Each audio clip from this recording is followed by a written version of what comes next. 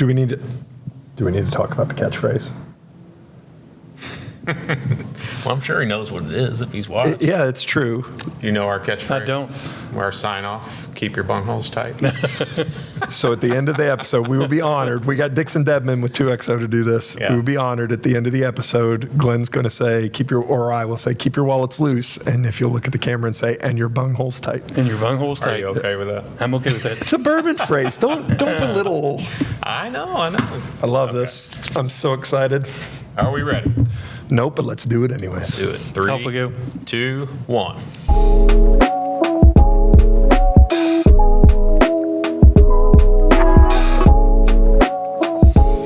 Well, hello there. Welcome to another exciting episode of So Into Bourbon. I'm Glenn. This is Charlie.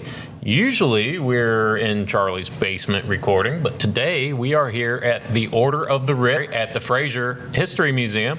And we have a guest today, Mr. Mark Meade. He's an author of the beautiful book that you see before you right here, The Bourbon Journey, Kentucky Travel Guide 2024 edition. Mark, thanks for joining us. Of course. Thanks for being here, Mark. Of course. So let's just jump right into it. Beautiful book. Love the way it's done. Beautiful art. Great content. So I understand you come from an engineering background, right? I do. Okay, so how did this come about? How do you make that transition, right? Yeah. Well, a couple years ago, I was fortunate to take early retirement. And, woke up on the third day realizing that I was going to lose my sanity if I didn't find something to do. And I had been reading a lot of material from the KDA, Kentucky Distillers Association, and I was fascinated. At the time, we had just crossed over 2 million visitors to the Bourbon Trail, 70% of them from out of state. And I thought, let's make the transition. Let's write a book that would help someone coming in from the state. They know they want to come to the Bourbon Trail. They don't know where to start or what to put on their list or where to stay. And so it really did. The transition was fairly seamless. Now, at the time, I have to be honest, I had visited 5 distilleries. Okay. And so we were almost at 100 distilleries in the state. So there was a lot of work to be done. A lot of work to do. A lot of work to be done. And so my wife was ready to go on an adventure. And over the next 18 months, we visited 41 unique distilleries. But I really think that we probably had about 150 stops because, Castle and Key is close to home, and we go probably once a month. So 150 stops, 41 distilleries, and 1 book. Now, is your wife a bourbon drinker? She's not. She's not? Okay. But she will be the first to tell you that she's really enjoyed all 41 stops. What I will tell you is, and I give this advice to people that call me and say, we're coming to the Bourbon Trail, but I don't like bourbon. Is that a problem? And it's not.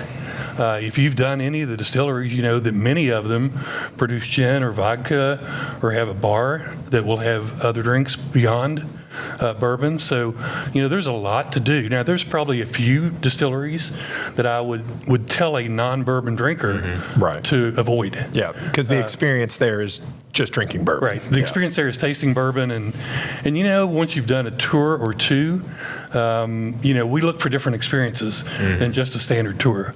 But she doesn't like bourbon. She loved the journey and has really enjoyed the stops at the distilleries.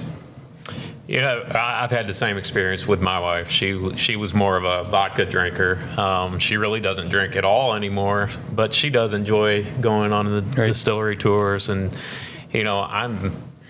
Charlie and I are history buffs, right? Beat me to it. So that's a huge part of it and part of the draw for us. There's something so unique about bourbon, and whether it's the architecture, the history, and just the personalities and the people that you meet. And that's the thing. And we were just at Bourbon Festival this past week. The best thing about bourbon is the people. And it's the people that you're either drinking the bourbon or that are making the bourbon or that just have anything to do with bourbon or that are just fans. And that's what's great about the Bourbon Trail and what we do here in Kentucky is, and to your point, even if you don't drink, it's an amazing sight to see that. And we were driving past Jim Beam on our way, and I said, it's hard not to be romantic about bourbon. Every drop of Jim Beam on the planet comes from right there. Right. And that's an awesome and kind of awe-inspiring fact. So, yeah, it's not just for bourbon drinkers. It is not. And I couldn't agree more about the history and architecture. And if you go to Woodford Reserve, or if you go to Castle and Key or Buffalo Trace, and you look around at the buildings, Buffalo Trace has a number of warehouses or rick houses that were built over 100 years Right. ago, and they're still using them today. And in fact, if you go on the property and you look at Warehouse C, it's in remarkable shape and full of barrels. They were built to last, weren't they? They were built to last. They don't build them like that anymore. No, they don't. Maker's Mark is another one, Oh, stunning. Beautiful place to visit. We were talking earlier about Castle and Key, the original Bourbon tourism destination. Yeah, I mean, the place that started it all. We really are. I sometimes get frustrated with bourbon drinkers and that nostalgia that hits people of, things were better back then.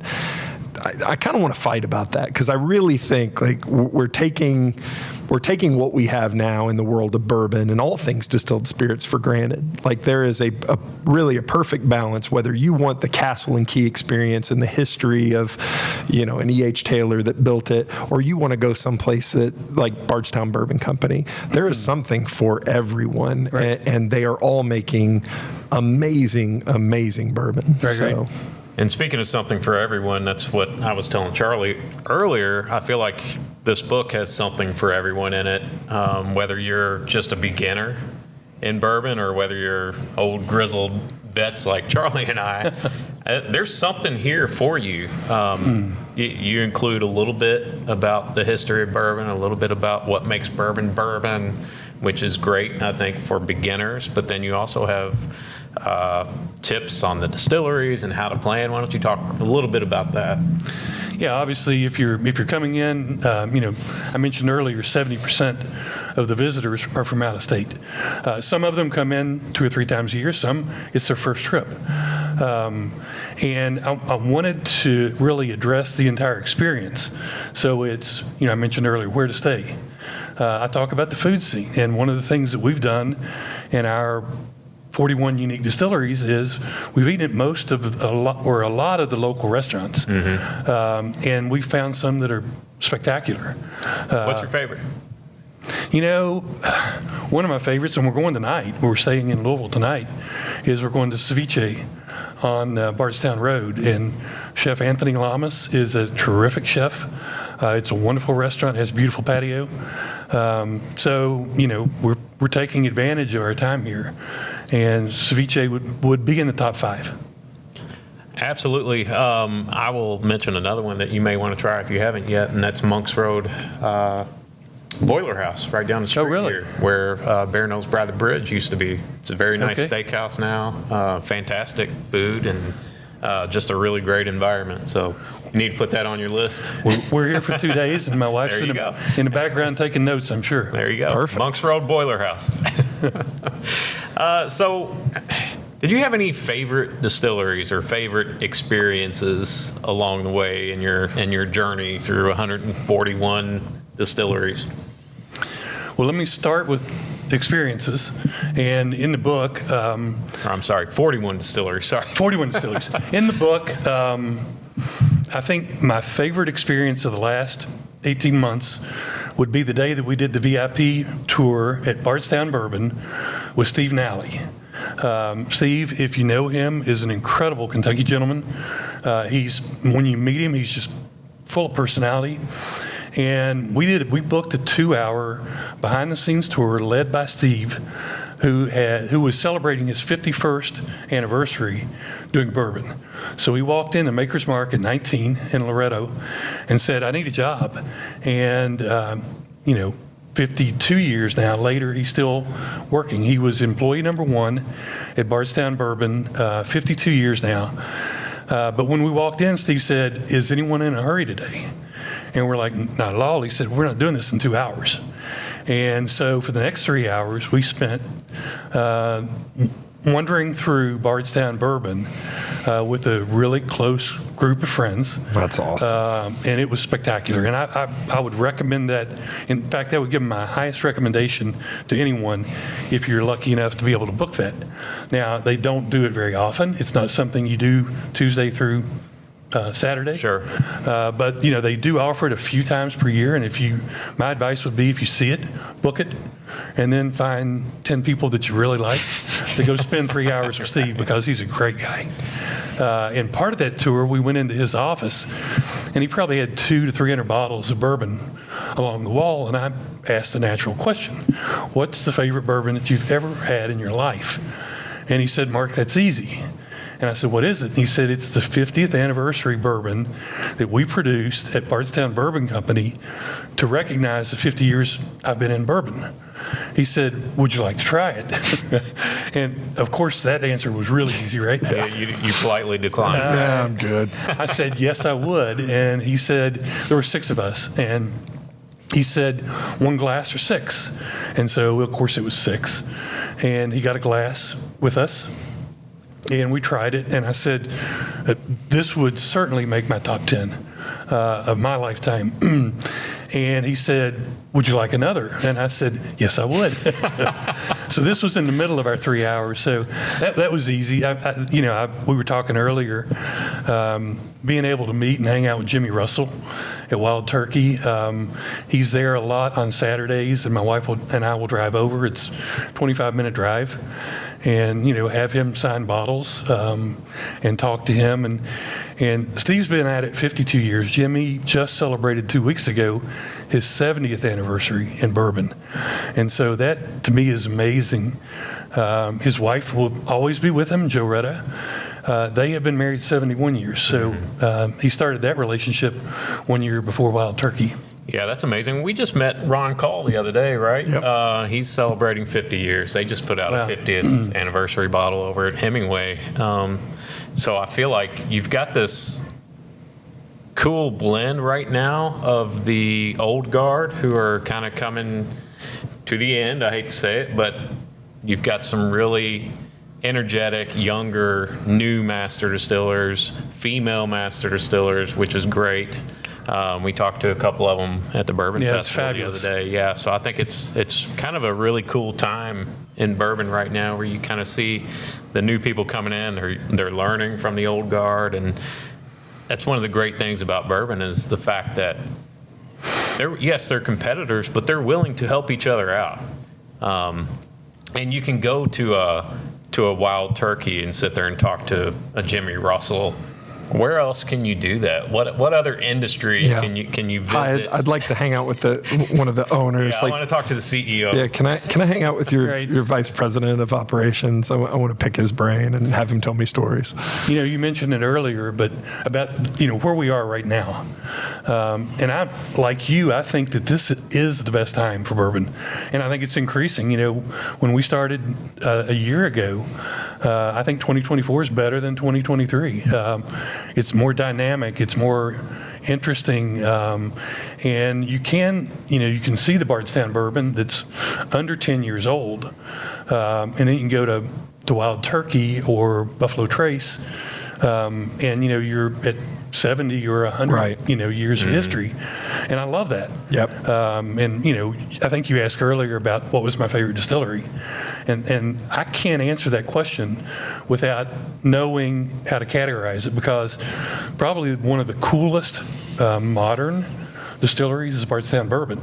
And I drive by on Bardstown Road and I laugh every time I drive by, because there's a new rick house going up. There's construction everywhere. And I'm like, those guys have really good bankers, right? Well, absolutely. And it's, you talked about how great things are now. They're contract distilling for a number of brands. So it's not Bardstown Bourbon. That's right. It's if you're starting up a bourbon company, which in the past has been very cost prohibitive, and when you start, you don't have aged product, you can go to Bardstown Bourbon Company and be like, I want you to contract. I want to use this yeast strain and this mash bill and this char level, and it's a separate facility. So their setup there is dramatically increasing the available bourbon and brands and offerings that we're getting. So they're doing some great, unbelievable things.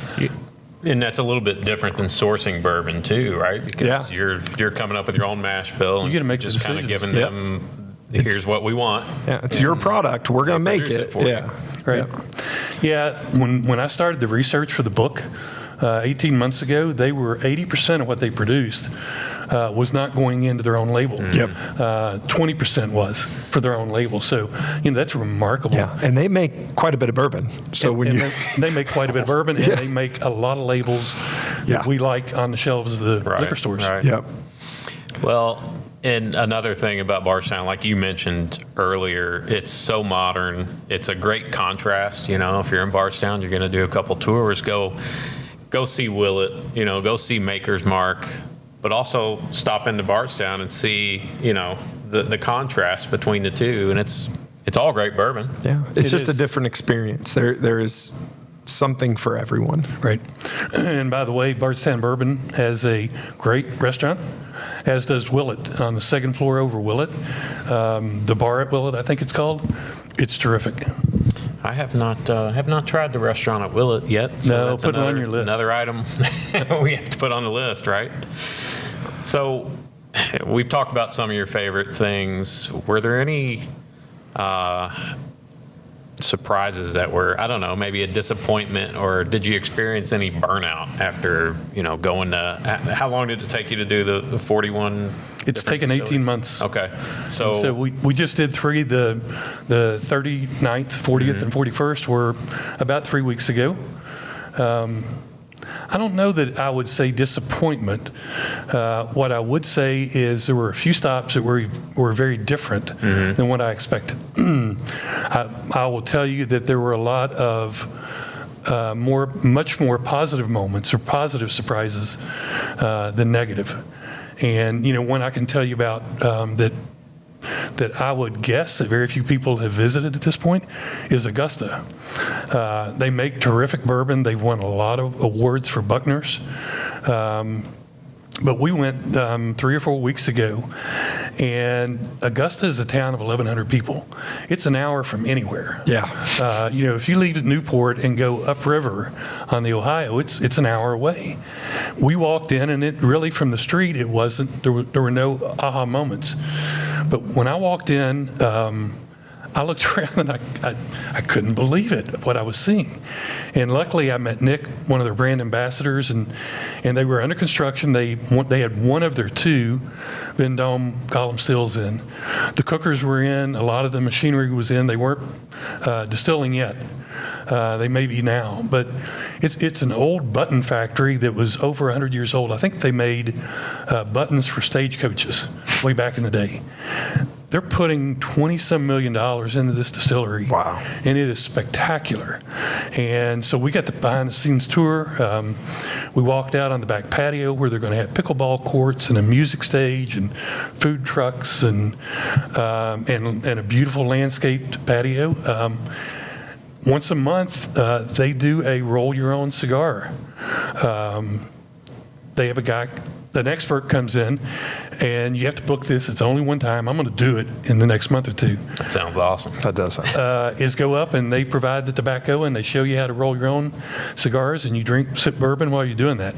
I don't know if there could be a better day. That's really cool. I mean, think about where else can you roll your own cigar, have a bourbon, and play pickleball? Like pickleball, yeah. I mean, And speaking of female master distillers, we just had a conversation with her at the Bourbon Fest the other day. Right. She's super, super nice lady. So we're looking forward to getting up there and checking that out as well. I highly recommend it.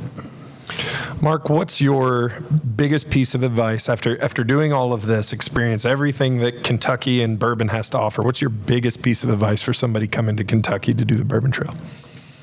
Yeah, that's easy. Plan early, because I can't tell you how many times I've had friends call me or email me and say, what's going on in Louisville, or what's going on the Bourbon Trail? I can't get any reservations. Yeah. I'm like, when are you coming? They're like, next week. I'm like, no. Yeah. You have to start 90 days out at least. At least. At least. So, I tell everyone, sit down, take a look at the book, right? That's what this is for, Yeah, people. that's what this is for. Plan out where you want to go. And, you know, everyone that I've talked to coming into the state has 2 or 3 must-sees, Yep. right? They want to go to Buffalo Trace, or they want to go to Bardstown or Maker's Mark, which might be the most beautiful place on earth, right? And I said, okay, start with that. And so with Makers, and by the way, don't plan on doing 6 distilleries a day. Yeah, don't. That's bad. No. That's not a good idea. Yeah. 2 or 3 is what I recommend.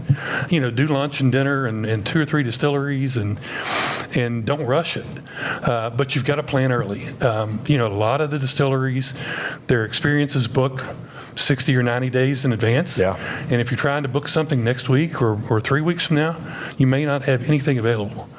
And there are plenty of tour companies, which I know you speak about some of them in your book, where they will plan everything out for you. They will drive you, so you don't have to worry about having a designated driver. So that's a good way to go too. And if you are here at the last minute and you haven't been able to schedule far out, you know, try some of the smaller craft Right. distilleries like Peerless, right over here close to where we are right now. I know that there are days where you can go and jump on a tour there. At least for now, you can.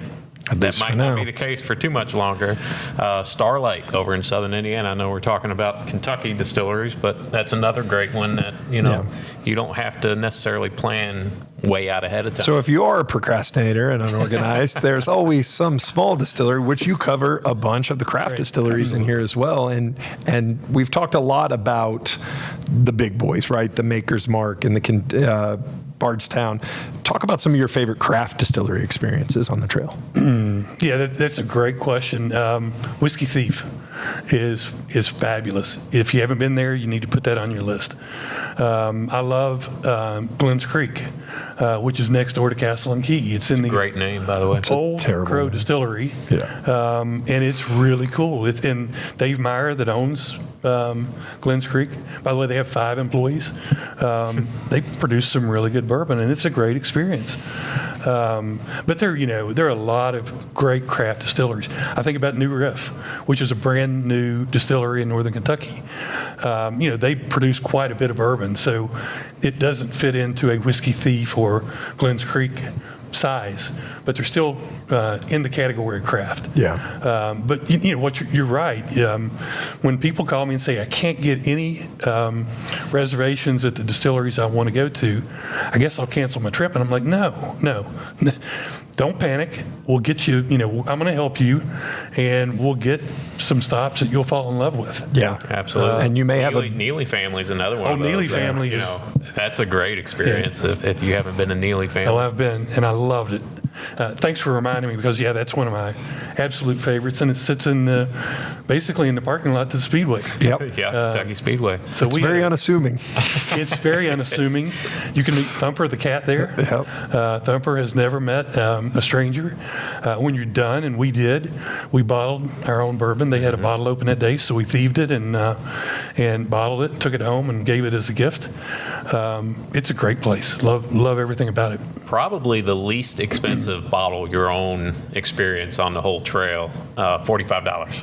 Right. Is what I paid when I was there. And just a cool little place. We walked up and there were no cars in the parking lot. Door was locked, had to ring the doorbell and, come on in. It was just a great experience. And I can't remember I think they are the 11th generation in their family to distill spirits, and the first to do so legally. And pay taxes. If that ain't Kentucky, I don't know what is. So Absolutely. So back to the book. I notice it says this is the 2024 edition, and obviously the landscape is constantly changing. There's constantly new distilleries coming online, and regretfully, maybe some smaller ones who go out of business. Do you plan to do further updates, second editions, third editions to the book? So the one in front of us right now is the second edition, actually. Okay. I've never been involved in any industry that has more change than what's going on in bourbon. Barrel House just broke ground on a new distillery in outside of Lexington. RD1 will be probably in about 5 or 6 months. We'll open up their impressive distillery in the Commons in Lexington. Yeah, we're heading down there soon. Yeah. Okay, Barry's a great guy. Some good stuff. Yeah, Barry's a great guy. I was with him a couple weeks ago. There's a new one that was just announced, Henderson, Kentucky Castle. Kentucky Castle, and I think they're going to put $90 million into the distillery in Versailles. $90 million. They bought the castle, I think, for $19 million. It will be incorporated somehow in it, probably their gift shop, I guess, and visitor center. But the production facilities are going to be 4 miles away. So I can't update the book fast enough. Yeah. My plan was to do a major update every year. And now we're doing a major update every 6 months. And I had 2 tons of books arrive 2 weeks ago, and there have already been 3 or 4 major changes since I took delivery of this second edition. That's really cool. So, back And to you frustrating. a little bit. Is this the first book you've ever written, or do you have experience? Very first book that I've ever written, right? And you wouldn't necessarily think it would be an easy transition for an engineer, right? Who had 1 semester of English in college and did very poorly with it. Those two things usually don't mesh very well. They don't.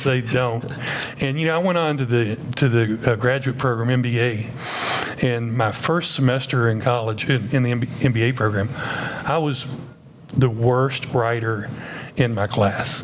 And I remember the first paper that I turned in, and it came back and it was red. There was no ink left other than red. And it embarrassed me, and I don't like to be embarrassed. And so I became a better writer on that. But then in the middle of my professional career, I became a contributing editor and columnist for a professional international journal. So I wrote for 8 years for them. And so that helped. But I'm used to writing about technical things, not about bourbon and architecture and history and Writing food. technical things for technical people. For technical Yes. people, So right? it's a big swing to go from that to I'm going to write bourbon for idiots like Glenn and Charlie. So we need small words. It is a huge transition. Yeah, but I it's can been imagine. really fun. So, what are you doing when you're not writing bourbon books? I know you mentioned you're retired. So what's going on? You don't strike me as a guy who likes to sit around. As I you said can't sit earlier. around, yeah. So, what's going on So other than writing? So I love to play golf, and we have a group that plays golf almost every day. But that, to me, gets a little bit old fairly quickly, and so I'm in trouble with my wife right now. I'm not going to look her way. I was looking her way when you were talking about playing golf every day. I think she likes to get me out of the house to go play golf. She pretends she doesn't like it, but Secretly she does. But I've gotten involved in a lot of volunteer activities and boards that I love. And so I'm on 2 advisory committees at UK Chandler Hospital in cardiology and ECMO. I joined the board for Bluegrass Care Navigators, and we run hospice and palliative care, home health care, and a number of things for the community for, I think, 33 counties. And then recently, I was on a team where we joined forces with Hospice here in Louisville. And so the 2 of us, Bluegrass Care Navigators and Hospice, are now together, and we have another company called Everett Health. And so I'm on boards for all of that. So I'm probably a little overcommitted at the moment, especially as I'm trying to get out and take the books to distilleries and say, please put this in your gift shop. So I probably need to look at some of the things that I can pare back a little bit on. Which leads to another question. Where can people find your book? So we are here for 2 days, and we're going to be making stops at all the distilleries in town. In Lexington, in the surrounding area of Versailles, you can pick it up at Glens Creek, at Castle and Key, at Barrel House, a number of specialty retail stores, Joseph Beth Booksellers. But what I'm hoping is when I go home tomorrow, I'm leaving a lot of books behind for the gift shops here. So we'll be hitting Peerless and Old Forester and Michter's. We've already gone and doing the research. Now it's try to sell the books here. A little too late today, but just a little hint. If you go to Peerless, try to get there around 11 tomorrow. You might get free lunch. Oh, really? I don't think we're supposed John's probably going to be mad at me for John's going to be real mad about that. So, Maybe we'll edit that part out. so if somebody is not in Kentucky, is it available online, or can they reach out to you directly to try to get a copy? Yeah, they can reach out to me directly, KentuckyJourney.com. Okay. Or Mark at KentuckyJourney.com. And we'll put both of those things in the comments of this video. Awesome, thank you. The EPUB is available on Amazon, and the new second edition will be available on Amazon in probably about a week or two. We're finalizing all the paperwork, and we'll be shipping books to them. Excellent. But yes, you can reach out to me, and I'm happy to ship, 1 or 10 or whatever you like. Perfect. So we can't let you get away without asking you, because people ask us this question all the time, and I never have a great answer for them. Oh, I don't know what he's going to ask. What's your favorite bourbon? What are you sipping on at home? I know you mentioned the 50th anniversary bourbon you got to try, but something that's attainable and you're able to kind of keep stocked on the shelf. And that I can afford? Yes. Yeah, right. That's a big one in this one. I love Knob Creek, and they have a lot of, I've got a bottle of the 18-year-old Knob Creek at home that has not been opened. And maybe that needs to be opened when I get back tomorrow after completing this. But I love Knob Creek. I really like the OCD from Glens Creek. OCD, by the way, is Old Crow Distillery, but it's kind of a cool label with that. I really like some of the Bardstown, or a lot of the Bardstown bourbon series. So my palate is typically high rye. Good man. But although I do, I still enjoy some of the premium labels from Maker's Mark, for example. But I like high rye. I like the spice. And if I'm doing an old fashioned, then I like the James Pepper single barrel rye is excellent if you haven't tried that. Those are, yeah, for sure. You'll have to watch our episode about the Knob Creek 18 year. I recommend you do that before you open it. Interesting. Shameless self-promotion. We all have different palates. Right? We all have different palates. So, anything we haven't discussed that you want people to know, or anything you want to leave people with regarding the book? You mentioned advice, and my wife and I, when we retired, were able to, travel quite a few places in the world. We're very fortunate. And, we got home after the 5th or 6th, trip out of the country. And she said, why are we not visiting places close to home? Let's get in the car and drive through Kentucky and experience what we have in our back door. And, I mentioned earlier, when I started research for the book, I'd been to 5 distilleries. There are now 100 in the state of Kentucky. And we started driving, and we would go out and hit 3 or 4 and drive back home that night. And then the following week do the same. We found so many incredible places in our back door. And so many incredible people, and I can tell you about a lot of great experiences about the people that we met, either people that worked at the distillery or in the tasting room, or a lot of times it was the people we met from Washington State or from France, or a lot of interesting personalities. So it's been just a terrific experience to get to experience. I'd never been to Claremont, where Jim Beam is, and it's a pretty little tiny community. I'd never been to Sparta and Neely family. So, it's been a great experience for us getting to see more of Kentucky, not getting on an airplane and sleeping in our own bed at night most of the time. So, it's here. If you're in state, take advantage. It's a beautiful place. Well, and I'll piggyback off that, and anytime we do a craft distillery episode, I always tell people, hey, get out, whether you're in Kentucky or Indiana. There is probably, if you're in the United States, especially now in 2024, there's probably a distillery or a winery close to you. There are. Wherever you are. Go drive to it and meet the people there and hear their stories, and you are guaranteed to have and experience. And you're supporting local business. Absolutely. Absolutely. And I think that's great advice. I think that's the best advice. So It reminds me, what you said reminds me of when we were Rabbit Hole. And that was probably 3 or 4 months ago. We were sitting at the bar upstairs, and were in the middle of doing a tasting. And the couple next to us, I struck up a conversation, was talking to them. They retired early, didn't have any kids, sold all their belongings, bought an RV, got in the RV and just started driving the country. And they were in Louisville, headed to Bardstown the next day, but they were doing distillery visits, for 2 or 3 days. And I was fascinated by their life story and what they were doing. And I have to tell you another funny story.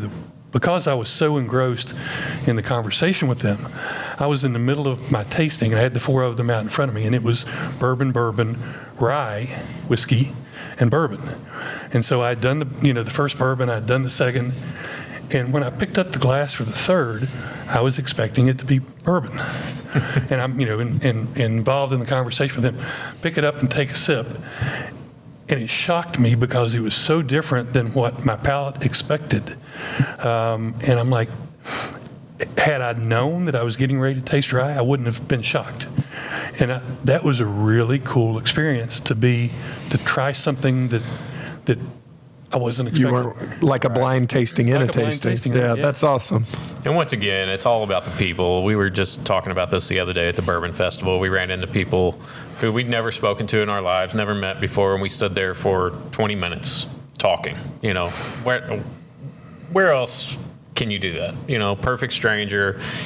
You can walk up to anybody and have a long conversation, and now you've got a new friend, right? And the common thread is only bourbon. Yeah. Like that is always the common thread. So bourbon think drinkers are it's, just cooler than everybody else. I think that's a great place to kind of wrap this up. Once again, Mark Meade, The Bourbon Journey. Make sure you check it out. It's a great book. I highly recommend it. Right in time for the holidays, for the bourbon lover in your family. Yes, holidays are coming. Once again, we want to thank Stephen Yates and Leslie for having us out once again to Frazier History Museum. And once again, we're in the Order of the Writ. This is available for private events. So if you're interested in a private event here at the Frazier Museum, make sure you check out their website, give them a call. And Charlie, why don't you tell people what to do? Well, if you want more hard-hitting author content like this, you have to like and subscribe here on YouTube. Absolutely. Check us out on Facebook and Instagram at So Into Bourbon, Whiskey Realtor on TikTok. And as always, you got to keep those wallets loose. And your bungholes tight. Good job. That just happened. Good night, everybody. Nailed it. All right, Mark Meade, author of The Bourbon Journey. Quick hitters. Sure. Favorite distillery that you visited on your journey? Maker's Mark. All right. Favorite restaurant at a distillery? The bar at Willet in Bardstown. Best architecture of a distillery, or your favorite? Castle and Key. That's a good answer. Favorite craft distillery? I'm going to go with Neely family in Sparta. Love Neely family. Favorite overall experience that you had on this journey? Easy. VIP tour with Steve Nally at Bardstown Bourbon Company. Hey, that's how it's done. Mark Meade, The Bourbon Journey. Get your copy today.